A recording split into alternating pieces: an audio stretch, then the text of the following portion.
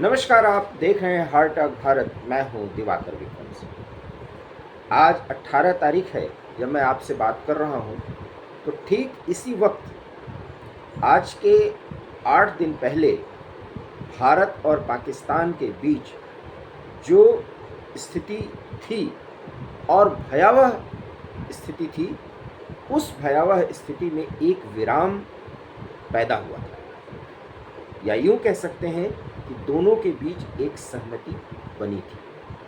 इसके बाद 13 मई को दोनों देशों के बीच एक बातचीत हुई, और वो भी मिलिट्री स्तर पर, जिसे DGMO, director general of military operations कहते हैं।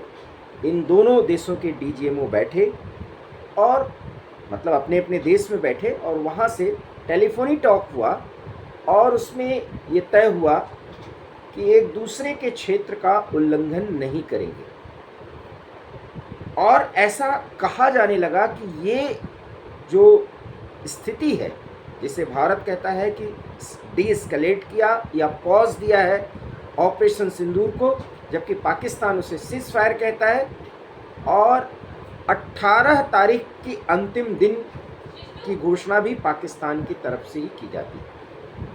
जबकि भारत ऐसा कुछ नहीं कहता कि 18 तारीख तक सीज फायर है, या इस दिन सीज फायर ख़त्म हो जाएगा, या सीज फायर को आगे बढ़ाया जाएगा। ऐसी कोई बात भारत की तरफ से आधिकारिक तौर पर नहीं कही गई। जबकि पाकिस्तान के प्रधानमंत्री, उप प्रधानमंत्री, रक्षा मंत्री किसी न किसी मंच से ये कह रहे हैं कि 18 तारीख को सीज फायर ख़त्म हो जाएगा। जबकि भारत की तरफ से बहुत ही सधे अंदाज में कहा जा रहा है कि जो शांति बरकरार रखी जा रही थी वो यथा स्थिति है। इस संदर्भ में आगे अभी कुछ भी कहना उचित नहीं है। सेना ने कुछ ऐसी ही बातें कही है, हालांकि किसी आधिकारिक स्तर पे नहीं, लेकिन सेना के सूत्रों से भी यही जानकारी मिल रही है, सरकार के स्तर से भी यही बात कही जा रही है। लेकिन राजनाथ सिंह, आपको याद होगा, जब कश्मीर और भुज का दौरा किए और सैनिकों के बीच गए, तो उन्होंने कहा कि ऑपरेशन सिंदूर में अभी पिक्चर बाकी है। मतलब और मायने समझिए, पाकिस्तान किसी भी कीमत पर इस सीज फायर को आगे बढ़ाना चाहता है, और इसी दौरान जो समर्थन और सहयोग भीख मांगने के कारण उसे इंटरनेशनल बिरादरी में मिला हुआ है, जिसमें अमेरिका और चीन भी, और तुर्की तो है ही, ये साथ देते दिख रहे हैं। पाकिस्तान की कोशिश है कि भारत को वार्ता की मेज पर लाया जाए और पूरे कश्मीर मामले को एक बार फिर उसी स्थिति में ले आ दिया जाए जैसे आज के 70-75 सालों से चल रही है। समझिए, वार्ता के दौर को शुरू करके भारत पाकिस्तान के ऊपर जितना प्रभावी हुआ है, उसको न्यूट्रलाइज करने की रणनीति पाकिस्तान की है। इसलिए बातचीत और कूटनीतिक पहल की बात वहाँ के प्रधानमंत्री, वहाँ के उप प्रधानमंत्री, वहाँ के रक्षा मंत्री ये कह रहे। दूसरी तरफ वहाँ के DGMO की तरफ से, या DGISPR जो पाकिस्तान के मिलिट्री और वहाँ के खुफिया संस्था की सबसे बड़ी जो एक इकाई या मंच कह सकते हैं, उसकी तरफ से कोई बात नहीं कही जा रही है। और आसिम मुनीर नाम है वैसे उनका, लेकिन उनको मियाँ मुनीर मैं कहता हूँ। मियाँ मुनीर तो कुछ बोल ही नहीं रहे हैं। और इस बीच खबरें कई चल रही हैं कि वो अपने रावलपिंडी ऑफिस को किसी दूसरे जगह सुरक्षित स्थान में शिफ्ट कराने में लगे हुए हैं, या पाकिस्तान का आर्मी हेडक्वार्टर रावलपिंडी से शिफ्ट होकर के दूसरी जगह जाएगा, क्योंकि भारत ने रावलपिंडी, इस्लामाबाद और उनके परमाणु ठिकानों का जो बेस है उसमें क्या कुछ कर दिया है, और हमारे वायुवीरों ने किस तरीके से तहस नहस की स्थिति पैदा की है, अब वो बताने की ज़रूरत नहीं है। लेकिन ये सीज फायर ख़त्म हो जाएगा आज के दिन, ये बात पाकिस्तान क्यों कह रहा है ये जानना बहुत ज़रूरी है। क्योंकि पाकिस्तान इसके माध्यम से दो बातें दिखाना चाह रहा है कि वो सीज फायर इसलिए किया कि वो भी आक्रामक हो गया था भारत की कार्रवाई के बाद, और सीज फायर 18 तारीख को खत्म हो जाएगा। मतलब पाकिस्तान ये बता रहा है कि अगर भारत कोई तैयारी किया है तो वो समझ ले हम भी भारत पर आक्रमण कर सकते हैं। मतलब पिटा हुआ पाकिस्तान भारत के बराबर खड़े होने के लिए ये तमाम कोशिशें और कवायदें कर रहा है, और इसलिए 18 मई का दिन बहुत ही मुफीद पाया और वहाँ से प्रोपोगेट किया गया कि 18 तारीख को सीज फायर की समाप्ति हो जाएगी। समाप्ति हो जाएगी तो पाकिस्तान को चाहिए कि वो जो करना है वो करे, और भारत को जो करना है वो करेगा, क्योंकि ऑपरेशन सिंदूर समाप्त नहीं हुआ है। ऑपरेशन सिंदूर की आक्रामक कार्रवाई में एक विराम की स्थिति पैदा की गई है, और उस विराम की स्थिति के बाद भारत ने पाकिस्तान से आधिकारिक तौर पर, जिसमें प्रधानमंत्री, रक्षा मंत्री और सेना की तरफ से, विदेश मंत्री की तरफ से कह दिया गया है कि बात हो गई, पीओके कब खाली करोगे ये बताओ। दूसरी बात कब होगी, आतंकी जितने लिस्ट, एस जयशंकर ने बाकायदा एक बार फिर डॉजियर कह सकते हैं आप, लिस्ट सौंप दी है हाफिज सईद और इन जैसे आतंकी जो अभी 9 ठिकानों को जब हमने नष्ट किया तो फिर ये बच गए, और इस समय बताया जा रहा है कि इन सबको कराची के किसी बेस में छिपाया गया है। तो इनको कब भारत को सौंपा जाएगा, आपको भी पता है कि ना हाफिज सईद को सौंपा जाएगा, न मसूद अजहर को सौंपा जाएगा, न किसी को, कोई भी आतंकी को पाकिस्तान सौंप ही नहीं सकता। इवन कि अमेरिका, तमाम देश ये प्रयास करने नहीं सौंप सकता, क्योंकि आतंक की फैक्ट्री के बगैर पाकिस्तान की इकोनॉमी भी नहीं चल सकती।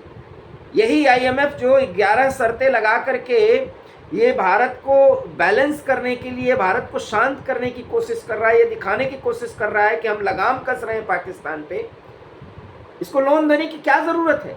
और कितने बार पाकिस्तान को लोन मिला है, और वहाँ की सेना और वहाँ के आईएसआई ने अपने हिसाब से उसको खर्च किया है। आईएमएफ क्या कर लेगा, 2.4 बिलियन डॉलर का कर्ज देना है, और 1 बिलियन डॉलर का कर्ज वो दे चुके हैं, और आगे 11 शर्तों की बात कर रहे हैं, क्योंकि भारत को खुश करना है। ये पता है कि आईएमएफ में सबसे ज़्यादा जो महत्वपूर्ण योगदान है वो अमेरिका का है, और अमेरिका को भी भारत ने बता दिया है कि पाकिस्तान का साथ दे करके, और भारत और पाकिस्तान को बराबरी पर खड़ा करने की कोशिश करके मित्र ट्रंप ने बड़ी भूल कर दी है, और वो अपना भूल सुधारने की तमाम कोशिशें कर रहे हैं, लेकिन कुछ होने वाला नहीं, क्योंकि भारत समझ चुका है। और इस संबंध में तो व्लादिमीर पुतिन, जो भारत के मित्र भी हैं और रूस के राष्ट्रपति, वो बार बार कह रहे हैं कि चीन को और भारत को किस तरीके से अमेरिका ने इस ऑपरेशन सिंदूर के दौरान यूज कर लिया है, और कितना अमेरिका इसके लिए जिम्मेदार है पूरे संघर्ष के लिए, ये भारत को समझ लेना चाहिए, और भारत समझ रहा है। और आपको याद होगा, मैं लगातार इस वीडियोस में कह रहा हूं कि ट्रंप दोस्ती रहने के बावजूद जिस तरीके से ऑपरेशन सिंदूर के दौरान बदले हैं, और उस पर फिर वो लिपापोती कर रहे हैं, सहज अनुमान लगाया जा सकता है कि ट्रंप भी अपने देश में डीप स्टेट की जो उनकी मुहिम है उनके देश में, उसमें वो बुरी तरह फंस चुके हों, मजबूर हैं। भारत के खिलाफ उनको सरगर्म होना भी पड़ेगा, चाहे टैरिफ का मुद्दा बनाया जाए, भारत पाकिस्तान के संबंधों का मुद्दा बनाया जाए, वो अब उस तरह से साथ नहीं दे सकते। एक वीडियो में इन सारे मुद्दों को कवर करना बड़ा मुश्किल हो सकता है, लेकिन हम फिर मूल विषय पर आते हैं, और मूल विषय ये है कि डीजीएमओ स्तर की कोई बातचीत फिलहाल नहीं होनी है। भारत पाकिस्तान के बीच कोई आधिकारिक वार्ता की स्थिति फिलहाल नहीं बननी है, क्योंकि अभी हमारा संवाद का कोई तौर तरीका ही नहीं निर्धारित हो पाया है, क्योंकि सब कुछ सस्पेंड है। और इसके साथ साथ ये स्पष्ट हो लीजिए कि सिंधु नदी जल समझौते पर भी कोई बात होनी नहीं है, और इसी को नॉर्मल करने के लिए जो पानी भारत ने रोका है, पाकिस्तान उछल कूद मचा रहा है, क्योंकि गर्मी के दिन है और पाकिस्तान के सिंध और पंजाब बुरी तरह प्रभावित होने जा रहे हैं इस कदम से। इसलिए कूद तो बहुत रहा है पाकिस्तान, लेकिन मजबूरी है और उसे मनाना है भारत को अपनी सेकी भी बगारनी है, भारत के बराबर भी खड़ा करना है, हारी हुई बाजी को जीतते हुए भी दिखाना है। इसलिए वो 18 मई के सीज फायर का जिक्र कर रहा है। लेकिन भारत कह रहा है कूदते रहो, उछलते रहो, हमें पीओके दे दो, आतंकियों को सौंप दो, बातचीत हो गई, हम तुम पड़ोसी की तरह रहेंगे। पाकिस्तान ये मानने वाला है नहीं, भारत इसके अतिरिक्त और को स्वीकार करेगा नहीं।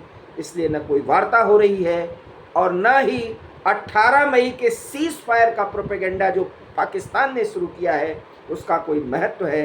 लेकिन इतना ज़रूर है कि 18 मई के बाद एक बार फिर आग भड़क सकती है, क्योंकि कुत्ते की दुम कभी सीधी होती नहीं और मोदी इस बार कुत्ते की पूंछ काटने की तरफ पूरी तरीके से अपने आप को समर्पित कर चुके हैं। आप हमारी इस बात से सहमत हो तो वीडियो को लाइक कीजिए, शेयर कीजिए, हमारे चैनल हर टॉक भारत को प्लीज़ सब्सक्राइब कीजिए। बहुत बहुत धन्यवाद। नमस्कार।